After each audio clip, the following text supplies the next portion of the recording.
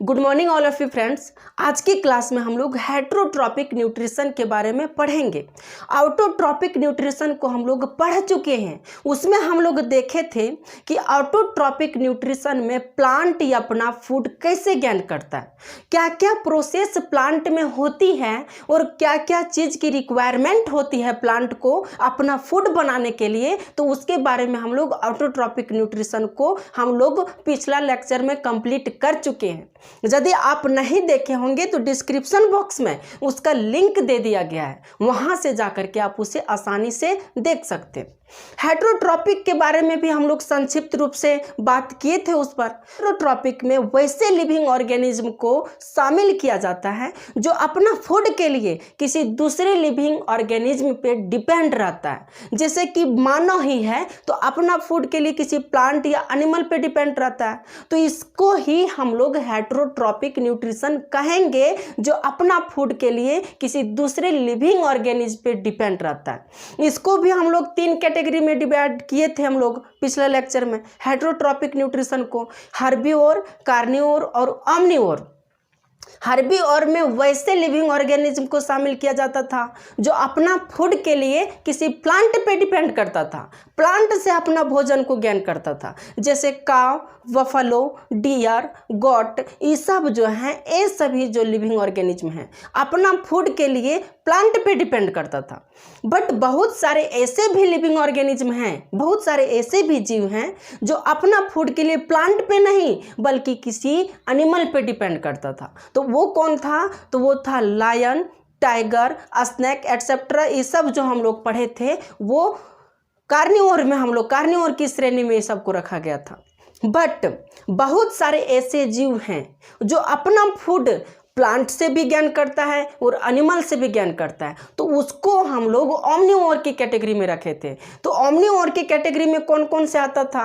तो एग्जाम्पल के रूप में देखते हैं तो ह्यूमन जो है, मानव भी ओमनिवोर की श्रेणी में आता है। हम लोग जो हैं ओमनिवोर की श्रेणी में आते हैं। हम लोग अपना फूड किसी प्लांट से भी गेन करते हैं, जैसे राइस हो गया, और एनिमल से भी गेन करते हैं, जैसे चिकन हो गया, मटन हो गया, फिश हो गया, किसी दूसरे एनिमल पे डिपेंड करते हैं, डॉग हो गया, कैट हो गया। ये सारे लोग जो हैं सो ओमनिवोर की श्रेणी में रखा जाता है। तो इसको भी हम लोग हेटरोट्रॉपिक न्यूट्रिशन को संक्षिप्त रूप में समझ चुके थे।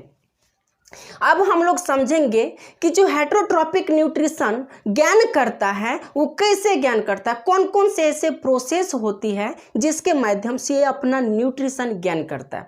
जैसे हम लोग जो खाना खाते हैं तो राइस जैसे हम लोग खा रहे हैं, तो राइस से हम लोगों को डायरेक्ट रूप से एनर्जी तो नहीं मिल जाती है ना, कोई ना कोई प्रोसेस तो हमारे शरीर के अंदर होता है।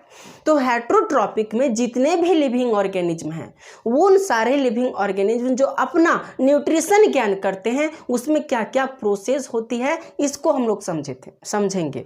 तो मुख्य रूप से हेटरोट्रॉपिक न्यूट्रिशन में हम लोग ये समझेंगे कि बहुत सारे ऐसे लिविंग ऑर्गेनिज्म हमारी इस पृथ्वी पर, तो बहुत सारे लिविंग ऑर्गेनिज्म जो हेटरोट्रॉपिक है वह अपना न्यूट्रिशन कौन कौन से प्रोसेस से प्राप्त करता है, क्या क्या प्रोसेस होती है। तो जैसे हम लोग ही मान लेते हैं, तो हम लोग जो खाना खाते हैं, जो राइस वगैरह, राइस ब्रेड वगैरह जो भी हम लोग फूड के रूप में ज्ञान करते हैं, तो फूड के रूप में जो हम लोग ज्ञान करते हैं वह क्या फूड से डायरेक्ट हम लोगों को एनर्जी मिल जाती है? तो हम लोगों को फूड के रूप में जो हम लोग ज्ञान करते हैं उससे डायरेक्ट एनर्जी नहीं मिलती है। हम लोग जो भोजन खाते हैं वह एक कॉम्प्लेक्स फॉर्म में होता है और उस कॉम्प्लेक्स फॉर्म को हमारे शरीर के अंदर टुकड़ों टुकड़ों में बांटा जाता है और उसको सिंपलर फॉर्म में कन्वर्ट किया जाता है और सिंपलर फॉर्म से हम लोग एनर्जी को गेन करते हैं। हम लोग कुछ भी, जैसे हम लोग खाते हैं, राइस खाते हैं, ब्रेड खाते हैं, वेजिटेबल्स वगैरह खाते हैं, तो ये एक कॉम्प्लेक्स फॉर्म में होती है। तो हमारे शरीर के अंदर एक हीरो का काम करता है, एक हीरो होता है जो लीड करता है यानी फूड को डाइजेशन करने में, डाइजेस्ट करने में। वो हीरो कौन होता है? तो वो एंजाइम होती है। कौन? एंजाइम। ये एंजाइम क्या करती है कि जो भी फूड हम खा रहे हैं उस फूड को टुकड़ों टुकड़ों में बांटने का काम जो करता है वह एंजाइम करता है। जो भी फूड है उसको टुकड़ों टुकड़ों में छोटे छोटे सिंपलर फॉर्म में इसको डिवीजन कर देता है कौन? एंजाइम। तो पहले हम लोग जो फूड खाते हैं वह कॉम्प्लेक्स फॉर्म में होती है, कॉम्प्लेक्स फॉर्म में, लेकिन कॉम्प्लेक्स फॉर्म से उसको तोड़ करके सिंपलर फॉर्म में कन्वर्ट कौन कर देता है? तो एंजाइम उसको सिंपलर फॉर्म में कन्वर्ट कर देता है। और यह सिंपलर फॉर्म में जब कन्वर्ट होती है तभी हम लोगों को जाकर के एनर्जी मिलती है। इसी सिंपलर फॉर्म से ही हम लोग एनर्जी को गेन करते हैं। तो ये यदि प्रोसेस नहीं होगा, चाहे ये कॉम्प्लेक्स फॉर्म से सिंपलर फॉर्म की यदि प्रोसेस नहीं होगी और एंजाइम यदि शरीर के अंदर नहीं होगी तो ये प्रोसेस भी नहीं होगा। और ये प्रोसेस यदि नहीं होगा तो हम लोगों को भी एनर्जी नहीं मिल पाएगी। तो इस रिएक्शन के माध्यम से हम लोग समझ सकते हैं कि जो हम लोग फूड गेन करते हैं, हम लोग जो फूड खाते हैं उस फूड का कॉम्प्लेक्स से सिंपलर में कन्वर्ट करने का काम एंजाइम कर रहा है। और वो जो एंजाइम काम कर रही है कॉम्प्लेक्स से सिंपलर में कन्वर्ट करने का, वह प्रोसेस हमारे शरीर के अंदर हो रही है, ना कि बाहर। हमारे शरीर के अंदर हो रही है ना ये प्रोसेस, बाहर तो नहीं हो रही है। बट बहुत सारे ऐसे भी लिविंग ऑर्गेनिज्म हैं जो ये प्रोसेस शरीर के बाहर भी होता है, यानी बॉडी के बाहर भी होता है। तो कौन कौन से लिविंग ऑर्गेनिज्म हैं? तो उनमें से फंगी, ईस्ट और मशरूम, ये जो दिख रहा है फिगर, फंगी, ईस्ट और मशरूम, ये फंगी, ईस्ट और मशरूम जो है ये जो न्यूट्रिशन को गेन करता है, तो इसमें जो कॉम्प्लेक्स से सिंपलर में कन्वर्ट होने की जो प्रोसेस होती है वह शरीर के बाहर होती है। यानी शरीर के बाहर ही यह फूड को कॉम्प्लेक्स से सिंपलर में कन्वर्ट कर देता है, उसके बाद या सिंपलर फॉर्म में अपने फूड को एब्जॉर्ब करता है। ये जो फंगी, ईस्ट और मशरूम जो है यह अपने फूड को कॉम्प्लेक्स से सिंपलर में शरीर के बाहर यानी बॉडी के बाहर ही कर देता है और वहाँ से अपने न्यूट्रिशन के रूप में फूड को गेन करता है। तो इस तरह हम देखें कि बहुत सारे ऐसे भी लिविंग ऑर्गेनिज्म हैं जो अपना फूड को कॉम्प्लेक्स से सिंपलर को बॉडी के बाहर भी कर रहे हैं, बॉडी के बाहर भी कर रहे हैं। बहुत सारे ऐसे लिविंग ऑर्गेनिज्म हैं जो अपना फूड के लिए किसी दूसरे एनिमल या दूसरे प्लांट पे भी डिपेंड रहता है, बट वो दूसरे एनिमल और प्लांट को जान से नहीं मारता, उसको मरने नहीं देता, वह पैरासाइट की तरह वह अपने फूड को गेन करता है। तो वो कौन कौन से लिविंग ऑर्गेनिज्म हैं? तो आप लोग नाम सुने होंगे, लीच, जॉक। देखिए फिगर में, ये लीच जो है ये अपना फूड को ब्लड के रूप में अपना फूड को गेन करता है। ये लीच किसी कैटल यानी मवेशियों पर चिपक जाता है। ये जो लीच पाया जाता है वह पानी में पाया जाता है, वाटर में। तो जब कैटल्स लोग वाटर में जाता है तो ये लीच उस कैटल में जाकर के चिपक जाता है और वहां से ब्लड को एब्जॉर्ब करता है। कहाँ से? तो कैटल से, मवेशियों से ब्लड को एब्जॉर्ब करता है। सबसे इंपॉर्टेंट फैक्ट ये है कि लीच जो है वो अपने शरीर का 13 गुना ब्लड को यह एब्जॉर्ब कर सकता है। और ये एक बार जब अपना फूड को गेन करता है तो 6 मंथ तक, 6 महीने तक इसे फूड की ज़रूरत नहीं पड़ती है। यानी एक बार यदि यह फूड ले लिया तो इसे 6 महीने बिना फूड का भी काम चल जाता है। यानी उसी फूड को जो वह गेन कर लिया ब्लड के रूप में, उसी को अपना फूड के रूप में रोज इस्तेमाल करता है ये लीच। तो लीच जो है सो बहुत इंपॉर्टेंट फैक्ट है इसका कि ये जो अपने ब्लड को जो एब्जॉर्ब करता है वो अपने शरीर का 13 गुना ज़्यादा ब्लड को एब्जॉर्ब करता है। मान लेते हैं कोई लीच इतना बड़ा है, इतना बड़ा, लेकिन यह जब ब्लड को एब्जॉर्ब करने लगेगा तो यह धीरे धीरे इसका साइज बहुत बड़ा होते जाता है और ये अपने शरीर का 13 गुना इतना बड़ा साइज इसका हो जाता है। 13 गुना, 13 टाइम्स इसका साइज जो है सो बड़ा हो जाता है। फिर आप लोग दूसरा एग्जाम्पल हम लोग लिखते हैं कि लीच तो हो गया, अब देखते होंगे कि लीस भी होता है, lease, LIC, lease. LIC lease. Lease को हिंदी में जू कहते हैं। जू, ये जू का बसेरा कहाँ होता है? तो ये जू का बसेरा हमारे सर में होता है। इसका चारागाह जो है हमारे सर में होता है। मनुष्यों के सर में ये जू, आप फिगर में देख रहे होंगे जू, ये मनुष्यों के सर में पाया जाता है। यह बालों में पाया जाता है और यहाँ से ब्लड को एब्जॉर्ब करता है। यहाँ से मुख्य रूप से ये जो जू पाया जाता है वह लड़कियों के सर में पाया जाता है। वहीं इसका चारागाह है। लड़कों का तो बहुत कम होता है, बट लड़कियों के सर में इसका चारागाह है। वहीं से यह अपना फूड को गेन करता है। तो ये एग्जाम्पल जो हम आप लोगों को बता रहे हैं, तो इस एग्जाम्पल से हम लोग यही समझ रहे हैं कि ये जो लिविंग ऑर्गेनिज्म है यह अपना फूड तो किसी एनिमल से ही प्राप्त कर रहा है, परंतु क्या वह उस एनिमल को जान से मार तो नहीं रहा है ना? जान से मार रहा है? नहीं, जान से नहीं मार रहा है। ये अपना फूड प्राप्त कर रहा है परंतु उसे जान से नहीं मार रहा है। तो दूसरा एग्जाम्पल, तीसरा एग्जाम्पल हम लोग देखते हैं। तीसरा एग्जाम्पल है टैपवार्म। नाम सुने होंगे टैपवार्म। टैपवार्म, हिंदी में इसको फीता कृमि कहते हैं। टैपवार्म को हिंदी में फीता कृमि कहते हैं। ये कहाँ पाई जाती है? तो ये एनिमल के पेट में यानी स्टोमक में पाई जाती है। एनिमल के स्टोमक में ये जो है सो वाइट कलर का एकदम पतला पतला एक थ्रेड लाइक स्ट्रक्चर होता है, एक धागी नुमा संरचना। देख सकते हैं आप फिगर में, बहुत ही पतला होता है। यह शरीर के अंदर यानी पेट में होता है। यह पेट में क्या करता है कि जो हम लोग फूड खाते हैं तो फूड के माध्यम से जो हम लोगों को एनर्जी मिलती है उस एनर्जी को यही एब्जॉर्ब कर लेता है। और जब यह एनर्जी को एब्जॉर्ब कर लेता है तो हमारे शरीर को एनर्जी नहीं मिल पाती है। और हमारे शरीर को एनर्जी जब नहीं मिल पाएगी तो क्या हमारे शरीर में न्यूट्रिशन मिल पाएगा? हमारे शरीर में स्टेमिना बढ़ेगी? नहीं बढ़ पाती। एनर्जी ही जब नहीं मिलेगी तो स्टेमिना कहाँ से बढ़ेगी? तो यही वजह है कि जिसको ये टैपवार्म हो जाता है जिसके पेट में, तो उसका शरीर कमज़ोर होता जाता है। धीरे धीरे वह पतला हो जाएगा, कमज़ोर हो जाएगा, वह बहुत वीकनेस जैसा फील करने लगेगा। तो यदि टैपवार्म होती है तो इसके लिए भी मेडिसिन आती है, उसका इस्तेमाल करना चाहिए।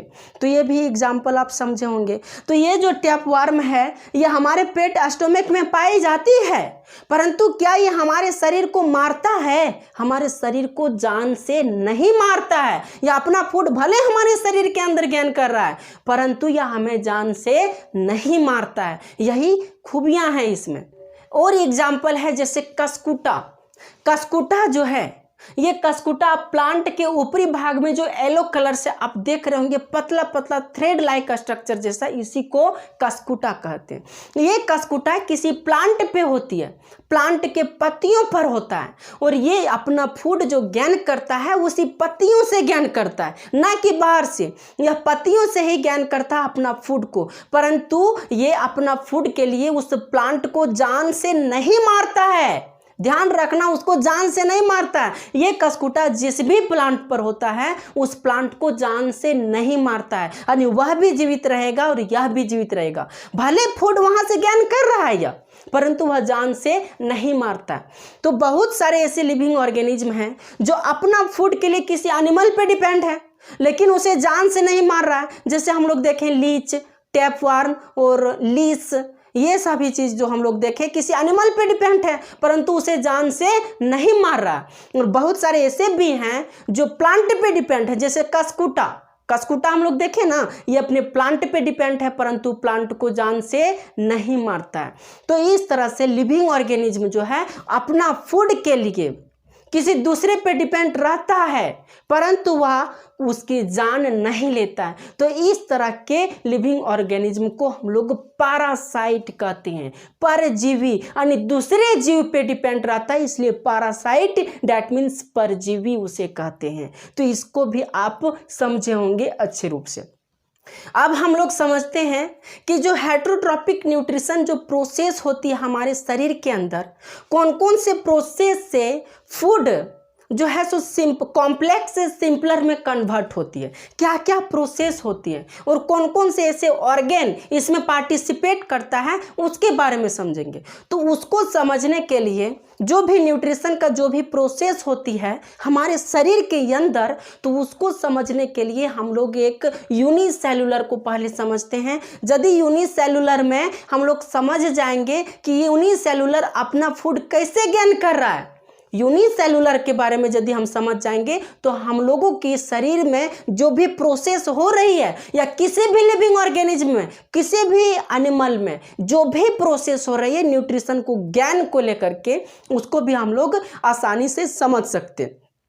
तो सबसे पहले हम लोग यूनिसेलुलर के बारे में समझते हैं कि यूनिसेलुलर में जो न्यूट्रिशन का एब्जॉर्प्शन होता है, यानी जो फूड के माध्यम से वह कैसे न्यूट्रिशन को गेन करता है, तो उसको हम लोग समझते हैं। तो उसको समझने के लिए एक यूनिसेलुलर का एग्जाम्पल लेते हैं, अमीबा, जो बहुत ही पॉपुलर है, यूनिसेलुलर है और बहुत ही पॉपुलर है। तो अमीबा अपना फूड कैसे गेन करता है तो उसके बारे में हम लोग समझते हैं। अमीबा का अपना कोई शेप नहीं होता है। इसका एक ही खूबी है कि इसका अपना कोई शेप नहीं होता है। अपना जब चाहेगा तब यह अपना शेप को चेंज कर लेता है। तो अमीबा में फूड कैसे गेन किया जाता है, ये अपना फूड कैसे गेन करता है।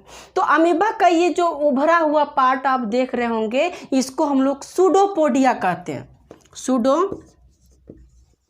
सूडोपोडिया, जो अमीबा का उभरा हुआ पार्ट होता है, इसको हम लोग सूडोपोडिया कहते हैं। अमीबा में न्यूक्लियस पाई जाती है, न्यूक्लियस, और इस अमीबा में साइटोप्लाज्म भी पाया जाता है। साइटोप्लाज्म मुख्य रूप से ये ऑर्गेन अमीबा में पाई जाती है। अब ये अमीबा अपना फूड कैसे गेन करता है, इसका तो कहीं मुख तो नहीं दिख रहा है, मुंह दिख रहा है इसका, कहीं भी मुख दिख रहा है, कहीं तो मुंह नहीं दिख रहा है। तो ये अपना फूड कैसे गेन करता है, कहाँ से प्राप्त करता है। तो ये अपना फूड कैसे गेन करता है, तो उसको हम लोग समझते हैं कि अपना फूड कैसे गेन करता है। तो ये अमीबा अपने आसपास यदि किसी फूड को यह देखता है, अपने आसपास यदि किसी फूड को देखता है तो यह अपनी शेप को चेंज कर लेता है और चेंज करके यह इस फूड को अपने शरीर के अंदर ले लेता है और शरीर के अंदर ले करके उसको एब्जॉर्प्शन के माध्यम से एब्जॉर्ब कर लेता है और वहाँ से अपना फूड को यानी एनर्जी को गेन करता है। तो कौन कौन से प्रोसेस से या अपने शेप को चेंज करता है, तो उसको भी हम लोग फिगर के माध्यम से समझ लेते हैं, अच्छा रहेगा। ये अमीबा अपने पास यदि किसी फूड को देखता है, यदि यह फूड को देख लिया कि हाँ फूड है, तो ये क्या करता है, धीरे धीरे अपने शेप को चेंज कर लेता है और अपने शेप को चेंज करके इसे अपने शरीर के अंदर ले आने की कोशिश करता है। किस तरह चेंज करता है, जैसे कि ये अमीबा हुआ, अपना शेप को चेंज कर लिया, ये फूड को यहाँ पर ले आया, इस फूड को यहाँ पर ले आया, ये फूड यहाँ आ गया। अभी क्या करता है, इस फूड को धीरे धीरे शरीर के अंदर कर लेता है, यानी ये तो न्यूक्लियस हो गया, इस फूड को धीरे धीरे शरीर के अंदर कर लेता है। अभी इस शरीर के अंदर जब ये फूड आती है, तब ये अमीबा अपने शरीर से एंजाइम को सेक्रेट करता है।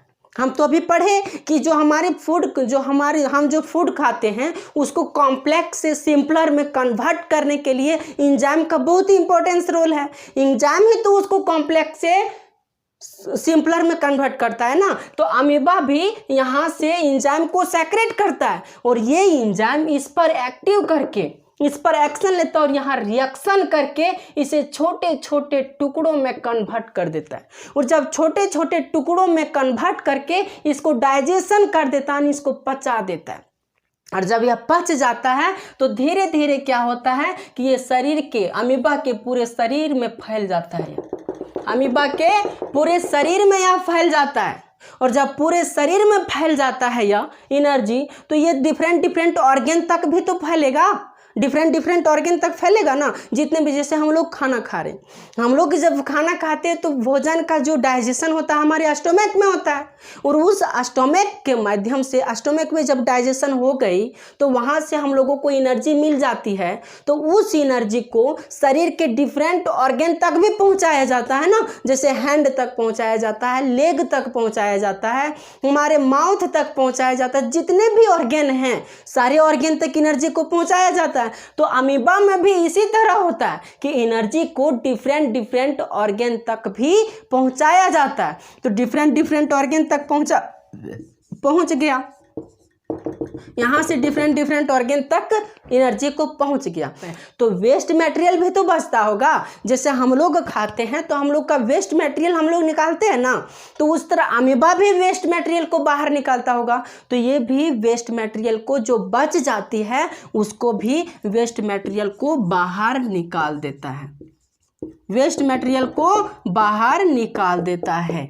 कौन? ये अमीबा। तो ये प्रोसेस किसी अमीबा में होती है। एट फर्स्ट जो फूड देखा उसको अपने अंदर करने की कोशिश किया, फिर अंदर कर लिया, फिर यहाँ से डाइजेशन हुआ तो उसको एनर्जी के रूप में पूरे शरीर में फैला दिया। अब पूरे शरीर में फैलाया तो वहाँ से पूरे डिफरेंट डिफरेंट ऑर्गन है वहाँ तक भी इसको पहुँचा दिया। अब यहाँ से क्या करता है, जो वेस्ट मटेरियल है उस वेस्ट मटेरियल को या शरीर से बाहर भी सेक्रेट कर देता है, यानी बाहर रिलीज कर देता है यहाँ से। तो ये जो प्रोसेस हो रही है अमीबा में, वन बाय वन पार्ट में जो भी प्रोसेस अमीबा में हो रही है इसका भी नोमेनक्लेचर यानी नाम दिया गया है। यानी ये अमीबा किसी फूड को देख करके उसे इंजेक्ट करने की कोशिश कर रहा है, तो इसलिए इसका नाम जो है सो इंजेक्शन दे दिया है। इसको हम लोग इंजेक्शन कहते हैं, इंजेक्शन। यहाँ से इंजेक्ट कर रहा है, फूड को इंजेक्ट कर रहा है, इसलिए इसका नाम इंजेक्शन कर लिया। अब ये इंजेक्ट करके फूड को इंजेक्ट करके या इसको डाइजेस्ट कर दिया, यहाँ पर आकर के फूड जो है सो डाइजेस्ट हो गई, तो इसलिए इसका नाम जो है सो डाइजेशन दिया गया। डाइजेशन, डाइजेशन हो गई। अब जो है अमीबा, यहाँ डाइजेशन होने के बाद यानी हमारे शरीर में यदि फूड का डाइजेशन पच जाता है तो वहाँ से एनर्जी का एब्जॉर्प्शन होता है, तो एनर्जी का एब्जॉर्प्शन होगा ना, तो यहाँ भी एनर्जी का एब्जॉर्प्शन होता है, तो इसका नाम भी दे दिया जाता है एब्जॉर्प्शन। एब्जॉर्प्शन, इसका नाम एब्जॉर्प्शन दे दिया जाता है। अब इस एब्जॉर्प्शन से यानी एनर्जी का एब्जॉर्प्शन हो गया तो उसको शरीर के डिफरेंट डिफरेंट ऑर्गन तक भेजने का यानी मिलाने का भी काम हो करेगा ना, उसको एसिमिलेट करेगा ना, तो इसका नाम भी एसिमिलेशन दे दिया। एसिमिलेशन। एसिमिलेशन में क्या होता है कि जो एनर्जी ये एब्जॉर्ब किया उस एनर्जी को या शरीर के डिफरेंट डिफरेंट ऑर्गन तक पहुंचाने का काम एसिमिलेशन प्रोसेस के माध्यम से होता है। अब जो है लास्ट में बच गया कि वेस्ट मटेरियल को बाहर इंजेक्ट करना है, इंजेक्ट करना है, तो इसलिए इसका नाम इजेशन है। Egestion, egestion. ध्यान देना स्पेलिंग पर, यहाँ EGESTION है और यहाँ इंजेक्शन है, ENGESTION, इंजेक्शन, और यहाँ इजेशन है। इजेशन में क्या वेस्ट मटेरियल बाहर निकलता है। तो फर्स्ट हम लोग एक बार और समझ लेते हैं कि यदि फूड को इंजेक्ट किया जाता है तो उसको इंजेक्शन कहते हैं। यहाँ पर फूड को इंजेक्ट यानी वहाँ फूड को देख करके उसको इंजेक्ट करने की कोशिश किया जाता है। फिर यहाँ हम देखते हैं फूड को यदि डाइजेस्ट किया जाता है उसको डाइजेशन कहते हैं, और यदि फूड को एब्जॉर्प्शन किया जाता है यानी एनर्जी को एब्जॉर्ब किया जाता है तो उसको हम लोग एब्जॉर्प्शन कहते हैं। और यदि फूड को एसिमिलेट पूरे शरीर के डिफरेंट डिफरेंट ऑर्गन तक पहुँचाई जाती है तो उसको हम लोग एसिमिलेशन कहते हैं, एसिमिलेशन। और यदि वेस्ट मटेरियल को बाहर निकाला जाता है तो उसको हम लोग एजेशन कहते हैं। तो ये प्रोसेस एक यूनिसेलुलर ऑर्गेनिज्म में हो रही है। तो यही प्रोसेस जो है सो मल्टी सेलुलर ऑर्गेनिज्म में भी होती है। जैसे हम लोग में भी जो प्रोसेस होती है, ये सारी प्रोसेस हम लोगों में भी होती है। तो ये हम लोग अमीबा बारे में समझें। पैरामीशियम, तो ये जो प्रोसेस हो रही है इसको एक फिगर के माध्यम से आप देख सकते हैं। इस फिगर में आप देख सकते हैं किस तरह फूड का अमीबा जो है अपने फूड को गेन कर रहा है और एब्जॉर्ब कर रहा है। तो जस्ट लाइक इसी तरह एक यूनिसेलुलर ऑर्गेनिज्म है पैरामीशियम। ये पैरामीशियम का फिगर है। ये पैरामीशियम भी उसी तरह, जिस तरह अमीबा अपने फूड को गेन कर रहा है ना, उसी तरह पैरामीशियम भी अपने फूड को गेन करता है। वो कैसे? तो ये पैरामीशियम का जो बाहर स्ट्रक्चर आपको दिख रहा होगा, एक धागे जैसा थ्रेड लाइक स्ट्रक्चर दिख रहा होगा। यहाँ क्या करता है, फूड को ये एब्जॉर्ब करता है और एब्जॉर्ब करने के माध्यम से जो मुख दिख रहा है वहाँ पर फूड को ले जाता है और वहाँ से फिर अंदर ले आता है। और जस्ट इसी तरह प्रोसेस होती है और वो भी अपना फूड को इसी प्रोसेस के माध्यम से गेन करता है। तो ये जो हम लोग पढ़ें कि how do organism obtain their nutrition, इसको हम लोग यूनिसेलुलर में पढ़ें। अब नेक्स्ट क्लास में हम लोग पढ़ेंगे न्यूट्रिशन इन ह्यूमन बीइंग, यानी मानवों में न्यूट्रिशन कैसे होती है, तो उसके बारे में भी हम लोग नेक्स्ट क्लास में पढ़ेंगे। तो यदि आप लोगों को ये लेक्चर, ये वीडियो पसंद आती होगी तो आप लोग कृपया करके शेयर और सब्सक्राइब जरूर कर दीजिएगा। इसके लिए हम हमेशा आपके लिए आभारी बने रहेंगे। तो आज के सेशन को हम यहीं पर एंड करते हैं। Thank you very much. जय हिंद।